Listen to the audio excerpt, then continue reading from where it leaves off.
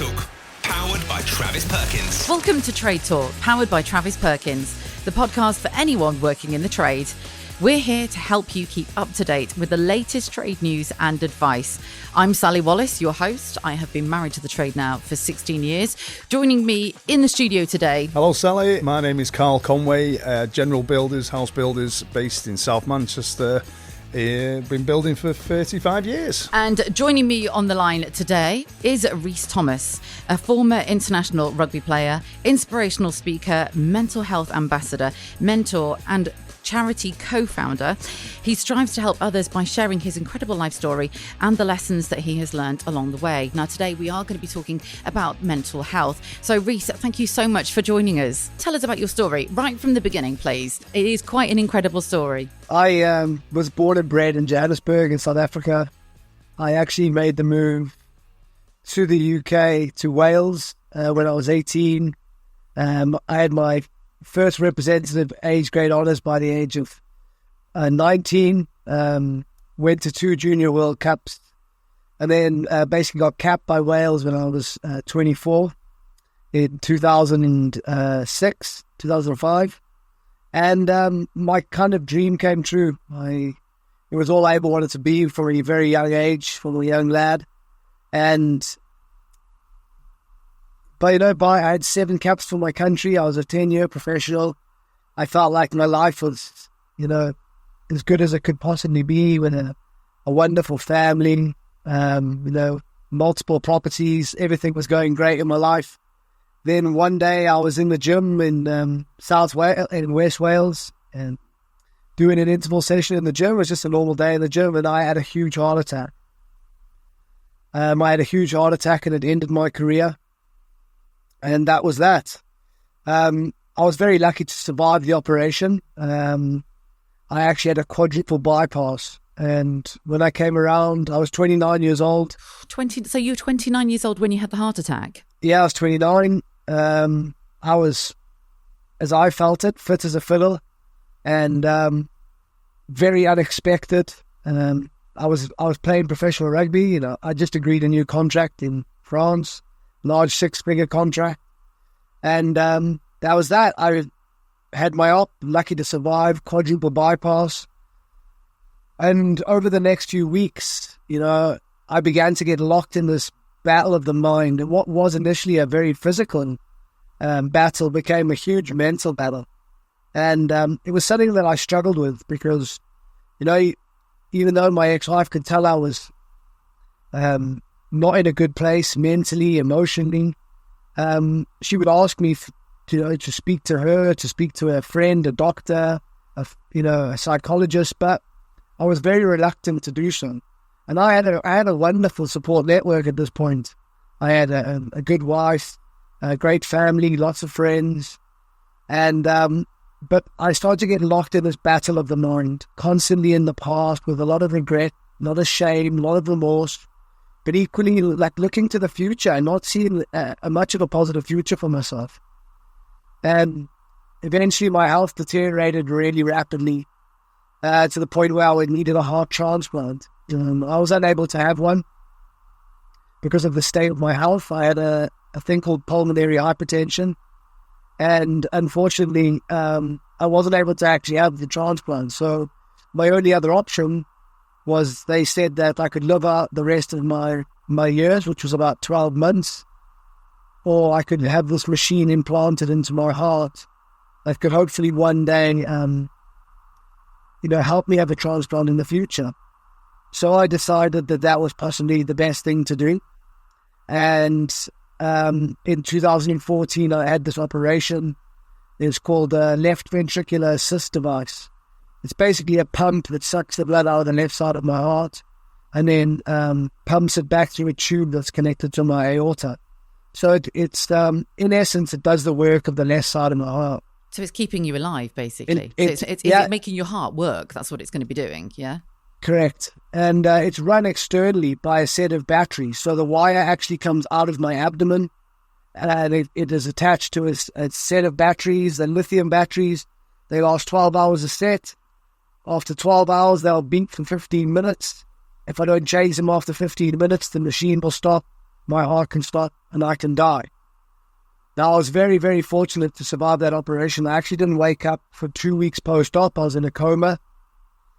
And, but when I did wake up now, I was literally half man, half machine. In the space of 2 years, I'd gone from a professional athlete, with seemingly the world at my feet at 29 years old, to then in 2 years having two massively traumatic operations, losing my career, my identity, being implanted with a machine. They can't tell me how long it will last, and if I don't change the batteries after 8 hours, I can die. So I didn't really know how to deal with the situation. I was completely inept as a man to be prepared with my set of tools as in the emotional capacity or mental capacity, as well as, how I was going to deal with it. And I didn't deal with it at all. And although I was grateful when I woke up from that operation and I had my family and my children, I still struggled again mentally to deal with my reality, my situation. And that basically left me to this internal battle, this incessant negativity in my mind. I was constantly in the past and the future, and I was never really in the now, just suffering in the mind. And in the end, I didn't know what else to do other than to drink alcohol. And because it was the thing that I used to numb me, to escape my reality. And unfortunately, even on the heart transplant waiting list, with the machine that ran my heart, it wasn't enough to prevent me from going to the bottle. And between 2016 and 2019, I was an alcoholic. Not your typical brown paper bag alky, more like your Friday, Saturday, Sunday drinker. But when I would drink until I blacked out. I'd wake up in hospital beds, police cells, taxis, nightclubs, the street. Sometimes my friends would find me. They wouldn't be able to wake me up. My batteries would be beeping. So they'd have to ring my wife at 3, 4 in the morning, ask her how do they plug me in so that I don't die. So you can imagine this had a massive impact on my family, my partner, but most importantly on my children. Thankfully for me, on the 1st of September in 2019, I crashed my car drunk. Now I say thankfully because no one else was injured, nor myself. But the events that followed that evening were enough for me to know that I had a very big problem and that things were going to need to change. Was this the changing point for you? That was my turning point. That was like my rock bottom. Yeah. And I didn't realize quite how bad things were. I actually stayed sober from that day for 5 months. But then 3 of my best friends, my dad and my brother, staged an intervention with the help of my ex-wife and sent me to a rehab facility in Cape Town. Now, I spent 28 days there, and it was literally a life-changing experience. It was incredibly challenging, very painful emotionally, mentally, really broke me down, and then I kind of built myself back up, and it just really allowed me to reconnect to that young inner child, that little Rhys that had lost his way a long time ago, to really tend to the issues that I had let get away from over the years, to lose that bit of moral compass, to have a set of values, to integrity, to stick by. And I lost my way badly, a lot of ego. But it was kind of that old Rhys had to die so that a new Rhys could be born. And that was the case. Through that process, then I just began to navigate the challenges that I was facing. Some were too great to fix. I lost my marriage. So I ended up divorced. I ended up evicted from my own. I ended up on universal credit very early on in my recovery from alcohol, on my return from rehab. But I saw these as necessary, as part of the change that was needed for me to begin from the bottom, starting again. But this time embracing life and all of its challenges with a different mindset, not from a victim mindset, more from this more grounded perception of life, that life has both good and bad, the duality of it. And I used a lot of different therapies. I used NLP, EMDR, addiction therapy, equine therapy, EFT, you name it. And then eventually I found a bit of men's work, embodied movement, yoga, tai chi, qigong, as well as breath work. I mean, you've just mentioned an awful lot of therapies there, but it's quite interesting though, because it doesn't take just one, does it? It sounds like you've tried quite a number of different things. It's almost like you've always got to be learning, haven't you, to be able to be the best version of yourself, which is something that sounds like you're doing constantly. It is a constant work on. Healing's not a one-time fix. It's a multi-layered circumstance. Like the amounts that we go through from birth, the challenges that we face, the grief, the loss, the loss of identity, the lack in our culture in the West to have any rites of passage, any initiation into manhood, I think is a huge problem. Why is the biggest killer of men under 50 suicide? It's a very big question, and I think in most part it's to do with the society we live in. It's not serving us right now. It's quite toxic, and not only for the masculine, but also for the feminine. I believe that we've lost our way in many regards to a certain level of compassion and empathy for each other. I don't believe there's enough men that have good, healthy role models. The family unit is broken down or breaking down in the West. And this is bringing with it a tremendous amount of issues. And I experienced a lot of those issues. And I also, sadly, through my challenges, traumatized my own children in many ways. But it was a realization that I came to when I left rehab that I could no longer continue to show up in that way in the world, and that I needed to make huge amounts of change in my life. And that came for me through having a very clear why, a very clear purpose, and then wanting to be a better man, a better father, a better husband, a better partner, a better brother, son. And just, it took time as well with my children and obviously having experienced what they did during my worst of my alcoholism left, undeniably scarred. So it was a big challenge. I've been sober 4.5 years, and I'd say it took about 3.5 years for my children to build trust in me and for them and myself to have the love for myself that I could create boundaries, not coming from a place of guilt. So it's been a huge transformation, actually. I wasn't man enough to be able to own that I was a child. It's interesting that you just say that I wasn't man enough. Now, the trade is looked at more of a male industry, should we say? And obviously, I don't want to be detrimental to any of the female sort of trade people.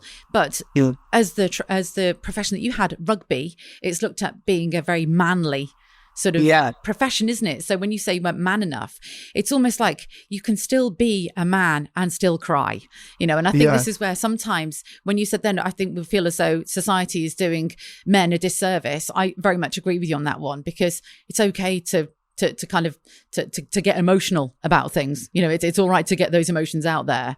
And the work that you do now, I believe that you've actually worked with the trade in the work that you do now. Is that correct? Yeah, absolutely.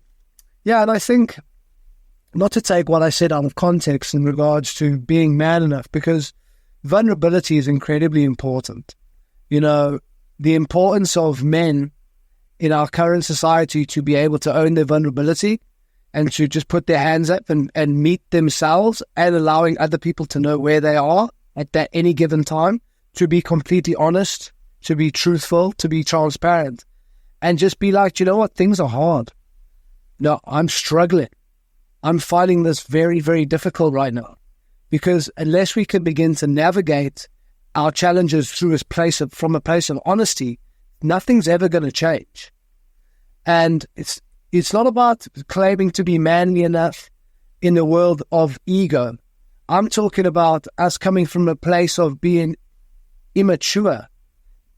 And that's not, in most part, men's fault, because our society has not really given us enough positive male role models for us to want to be, or to see enough men that makes us want to be better people, so that we're not this more narcissistic type male that's quite toxic and doesn't have a level of respect for himself or for others, especially the feminine in our society. And then they put unrealistic expectations on themselves and find themselves making poor choices and finding themselves in cycles of substance abuse, of alcohol abuse. All these things are not, you are to blame and you aren't to blame. It's kind of a strange circumstance because all of us have faced multiple challenges, adversities, trauma, much loss. And unless we can find a way to address the wounds of our past in a healthy manner, and this can be through therapy, but therapy doesn't have to look like sitting opposite someone and talking about your problem. Therapy can be about finding a group of men that you can speak to about your problems, that are coming from a place of love, unconditional love and support.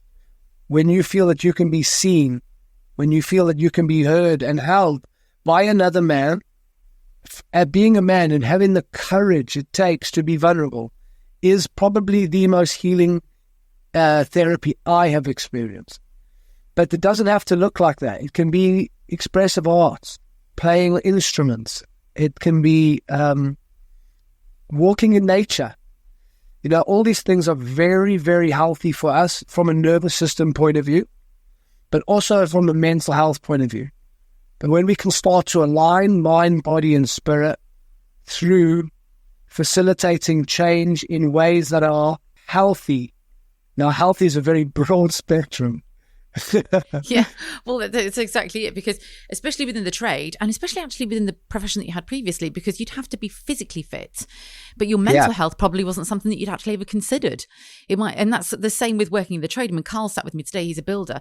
My husband's been in the trade for 16 years, and physical fitness is something that he is always really conscious about. And it's only in recent years that he's shattered most nights anyway when he comes home. And so he has to find ways to switch off. In fact, most lads in the trade have a dog, to be fair. I think so when they get home, they can walk the dog, which gives them fresh air. But from my experience, there is a lot of different ways now, because mental health, like you just said, the mental health really isn't a conversation. I mean, I don't know, Karl, maybe you'd have to answer this one for me. Mental health really isn't a conversation that I can imagine being discussed on site very much. Yeah, so I've a dry throat after hearing all that, I'm afraid. It's incredible, Rhys. Can I just say, first of all, you're a very inspirational. I see why they've actually brought you on, because just by hearing what you've just said puts a lot of people's balance in order to how they're thinking, and the way you've just said it, kind of, you're the strongest person I've heard that. You are, very inspirational. Sorry. Thank you. Do you find it's a conversation that is had on site, or is it something that people and individual in the trade would turn away from? It's very, very rare that you hear anyone talk about any kind of thing like that. If they've got any problems, you kind of got to watch other people and see if they have any problems, and maybe talk to them. And like you just said, if they talk back to you, that's great. That's probably one of the best things. And then obviously you move on from that. But no, not in the game. I've never had anyone come over to me saying, mentally they've got problems. I wouldn't know where to start, really. And obviously a good listener is the person that they want to hear. And yourself, Rhys, you've worked with a lot of the trades before, haven't you? Yeah. So how have you sort of ignited these conversations, and how have you found that that's worked for you? Yeah, so, in my experience, I found that, by me sharing my experience and being vulnerable with other men, and from so-called a manly sport like rugby, right? So when they can see someone that maybe was an ex-rugby player, being able to speak very honestly, vulnerably, from the heart, and also owning his shit, it can be very powerful. So this is the kind of always what we've used, especially whether that's been through the mental health charity, or whether it's been in speaking to trades, in my corporate capacity. But I know obviously in the trades, you guys have actually got it even more challenging, because being a tradesman in the UK, you're actually twice the average national suicide limit in the UK. So, and very often in very many of these especially the larger organizations that I've spoke with, they have all these wonderful things in place for the employees, like multiple therapy sessions and 24 hours a day counseling on the phone if needed for you and their families. So everyone's different, and everyone's got these different products and offerings, right? But it is becoming more than a tick box exercise. There is a lot more that is out there for these employees in the trades. And now it is challenging, because also there's that fear of losing your money by speaking up about how you truly feel to an organization. But very often now it is confidential. It is anonymous. So I would really invite any men that are in these types of trades, that if there is those offerings on available, that they take them, because especially if it's anonymous and confidential, because I understand that they're coming from a place of fear, that if they lose their job by expressing how they truly feel, they're going to lose the financial a little bit of security they had for themselves, for their family. And that's a lot of weight on a man's shoulders, that expectation, that challenge, that stress. Of course, and within the trade, a lot of tradesmen are self-employed, so therefore they feel it's extra pressure. And I mentioned this to my husband, and I said, we're going to be doing a mental health episode, and his exact response to me was, Sal, a lot of these lads don't have time to think about the mental health because they're too busy trying to get the work in. So in response to that, what sort of practical kind of tips and takeaways do you have where you could help somebody who does work for themselves, who is struggling at the moment but doesn't have that corporate environment? Being self-employed, I'm in a good position to speak about this, and it's true, right? It is an ongoing challenge every month. It's either feast or famine. It's so it's about, for me, it is just kind of being a little bit more organized, and I think this is something that we could learn a lot from our women counterparts, about having a little bit more structure and organization in our lives. But I think also it's worth noting about how we structure our days. What kind of routine are you putting in place for you? Because if you go through your diary and block out times for you in a different color than the rest of your diary, just so that you can, when you're looking at your calendar or your diary or what you've got coming up, you can identify what is your time, downtime, time when you're not in work.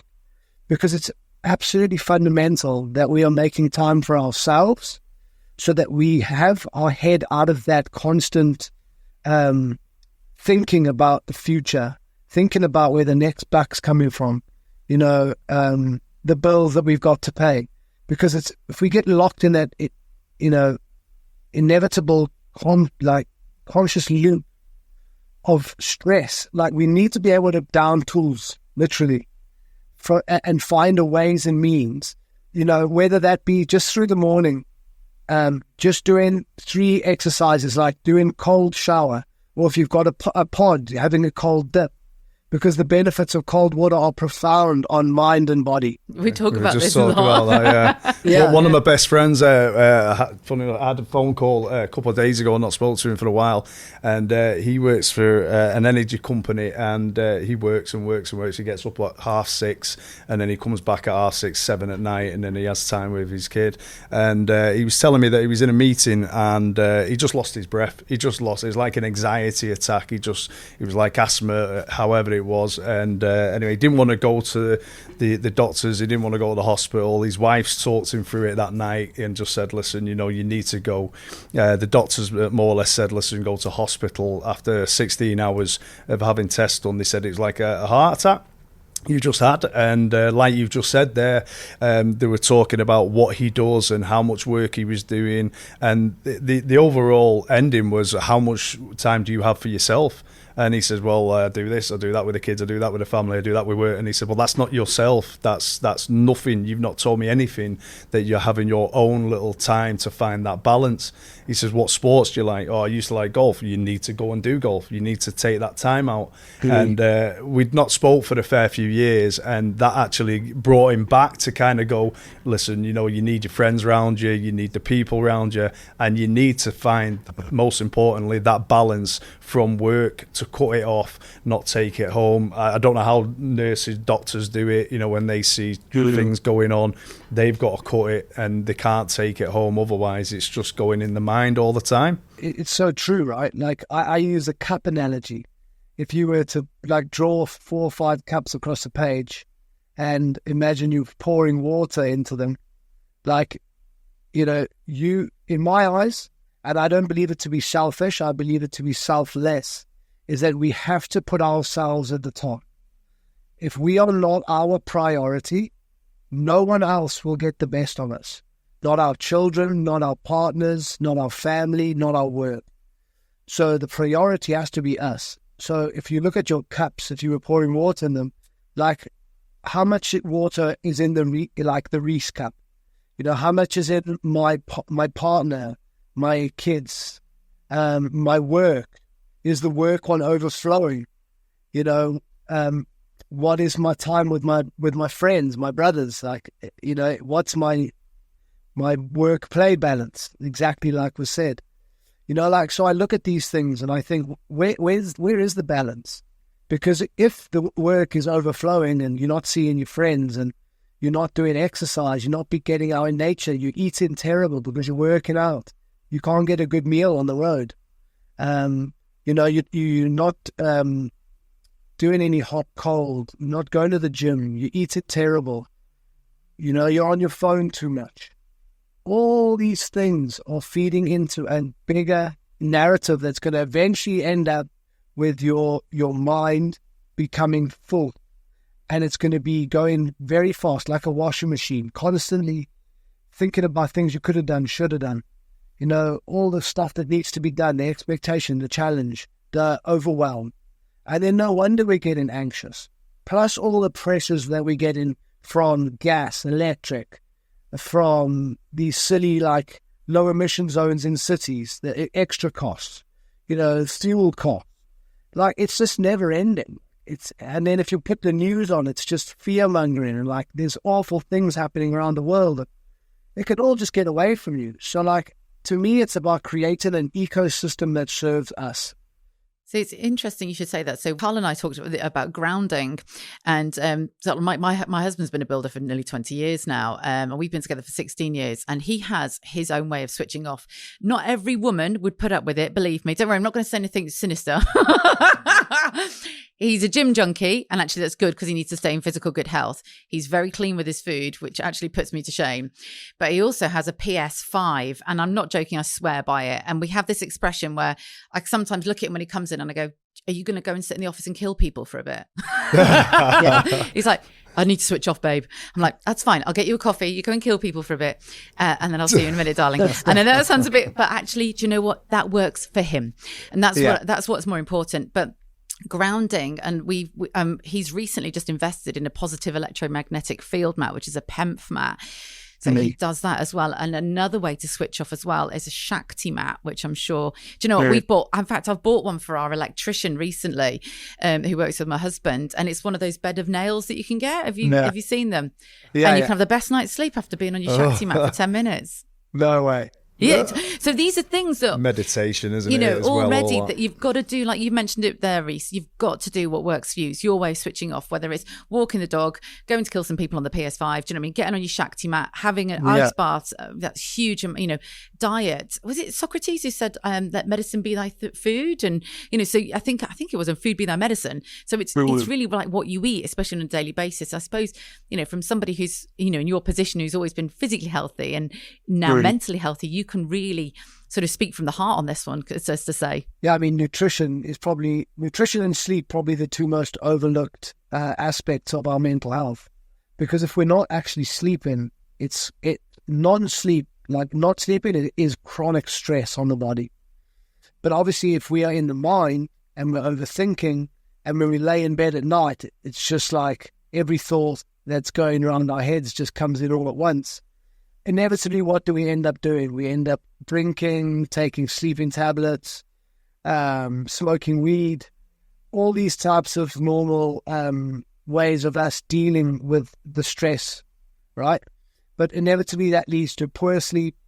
It leads to habitual habits that are not good for us. So, yeah, it's huge. And nutrition's a tricky one, right? Because there's so much misinformation out there. Everyone's different. So it's just about finding what works for you. Thank you so much for joining us today. I really appreciate your time. I know that Karl has been, I've never seen Karl so quiet, actually, to be honest. Yeah. He's absolutely fixated. Your story is incredibly inspirational. Yeah. Can I share your website? Is that right? It's realrhysthomas, is that right, .com? Yes, it is. And that's so people can find you. Are you on social media as well? Because I can imagine that a lot of people who have listened to this episode will most likely either want to reach out to you or connect with you in some way. So are you on Instagram? Yes, Rhys, RHYS _Thomas 33, or on LinkedIn, just Rhys Thomas. Fantastic. Thank you so much for sharing your story. I really appreciate your time today. Thanks, guys. Karl, thanks for joining me in the studio. Thanks, Karl. Rhys, it's been a pleasure. Honestly, you're a strong person. Well done. Thank you. Thank you. Thanks to you. If you haven't already, please do scroll back through whatever platform you're listening on and have a listen to other episodes that we have here on Trade Talk. Anything else, please do reach out to us and we will see you again very soon. Trade Talk, powered by Travis Perkins.